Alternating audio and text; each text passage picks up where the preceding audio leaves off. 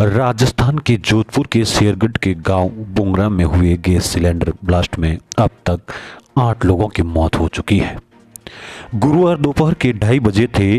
आंगन में महिलाएं शादी के गीत गा रही थी। दूल्हा अपने दोस्तों के साथ कमरे में तैयार हो रहा था।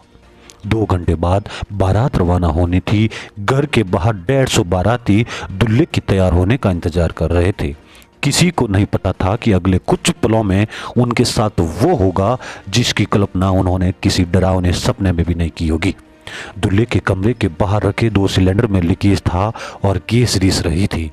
10 मिनट में गैस घर के पीछे तक पहुंच गई, जहां भट्टियों पर खाना बन रहा था। शादी के मंगल गीतों और हंसी ठिठोली के बीच अचानक दूल्हे के कमरे के बाहर रखे 2 सिलेंडर ब्लास्ट होता है और पूरे घर में आग फैल जाती है। देखते ही देखते घर में मौजूद 60 लोग आग की चपेट में आ गए। बचकर भाग भी नहीं पाए, क्योंकि बाहर निकलने का रास्ता आग की लपटों में गिरा हुआ था। जहां कुछ पल पहले शादी के गीतों का संगीत था, वहां अब चीख पुकार मची थी। शेरगढ़ की बुंगरा गांव में हुए हादसे ने सभी को दहला दिया। घर की काली दीवारें और जले सामान को देख सांग सिंह के आंसू नहीं रुक रहे।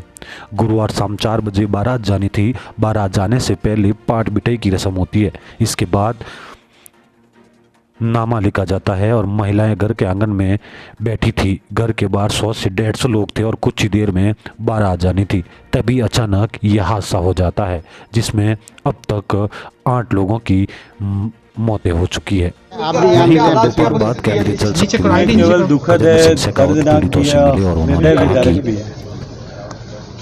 है और देखना भी अपने आप में बड़ा मुश्किल है।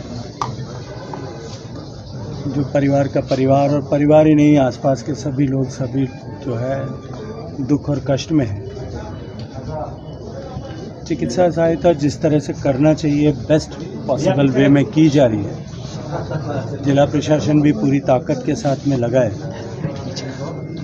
सरकार ने भी अपनी तरफ से जो सहायता घोषित की जानी चाहिए वो सहायता घोषित की है। मैं मुख्यमंत्री जी का भी धन्यवाद करूंगा कि उन्होंने समय निकाल करके ऐसी दुखद घटना के समय में यहाँ आकर के इन सब परिवारजनों को, परिजनों को संभाला है। मुझे लगता है कि अभी तो हम सब के लिए ये प्रार्थना करने का समय है कि जो लोग घायल हैं उनका कष्ट कम हो और उनकी जान बच सके।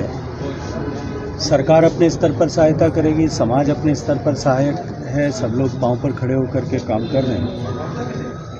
और आने वाले समय में भी, क्योंकि ये दुख और तकलीफ कोई एक दिन का विषय नहीं है, आने वाले समय में हम सब साथ खड़े रह करके इन सब पीड़ितों को किस तरह से संभाल सकते हैं, इनको किस तरह से इस दुख और कष्ट से बाहर निकाल सकते हैं, सभी लोगों की जिम्मेदारी हम सब मिलकर के इस पर काम।